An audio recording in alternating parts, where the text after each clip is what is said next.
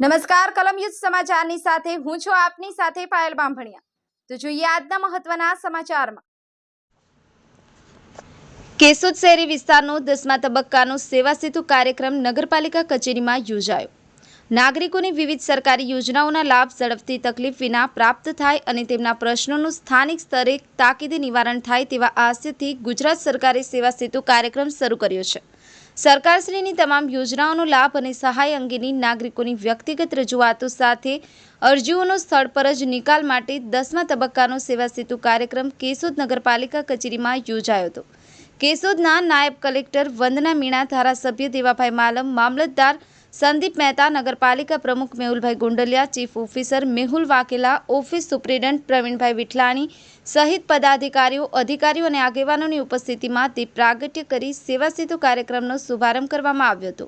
પારદર્શી પ્રશાસન માટે કટિબદ્ધ સરકાર દ્વારા પ્રજાની લાગણી, માંગણી અને અપેક્ષાઓ પૂર્ણ કરવા 10મા તબક્કાનો સેવા સેતુ કાર્યક્રમ કેશોદ શહેરી વિસ્તારમાં નગરપાલિકા કચેરીમાં યોજાયો છે, જેમાં સરકારની અનેકવિધ યોજનાઓનો લાભ સૌ જરૂરિયાતમંદ સુધી પહોંચે અને ગરીબ પરિવારોને સરકારી કચેરીઓના ધક્કા ન ખાવા પડે તે માટે સેવા સેતુ કાર્યક્રમ યોજવામાં આવેલ છે।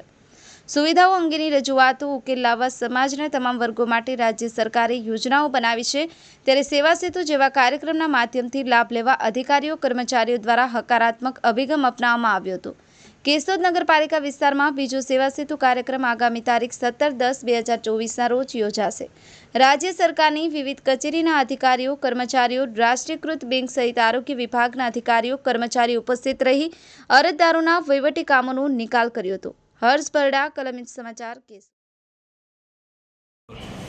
રાજ્ય સરકારના સામાન્ય વહીવટ વિભાગની સૂચના મુજબ શહેરી વિસ્તારમાં 2 સેવા સેતુ યોજવા માટેની સૂચના થઈ આવેલી હતી, જે અન્વયે કેશોદ નગરપાલિકામાં આજરોજ એટલે કે 19 સપ્ટેમ્બર 2024ના રોજ પ્રથમ સેવા સેતુનું આયોજન કરવામાં આવેલું હતું।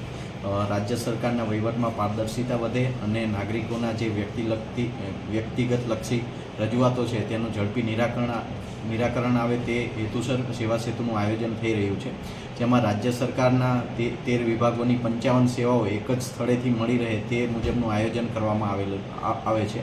કેશોદના શહેરી વિસ્તારના આજના સેવા સેતુમાં માનનીય ધારાસભ્યશ્રી, આસિસ્ટન્ટ કલેક્ટર સાહેબ, મામલતદારશ્રી અને મામલતદારની ટીમ તથા કેશોદ નગરપાલિકાની ટીમ દ્વારા આજના સેવા સેતુનું આયોજન કરવામાં આવેલું હતું અને તેમની ઉપસ્થિતિમાં દીપ પ્રાગટ્ય કરી આજના સેવા સેતુને ખુલ્લો મૂકવામાં આવેલો હતો।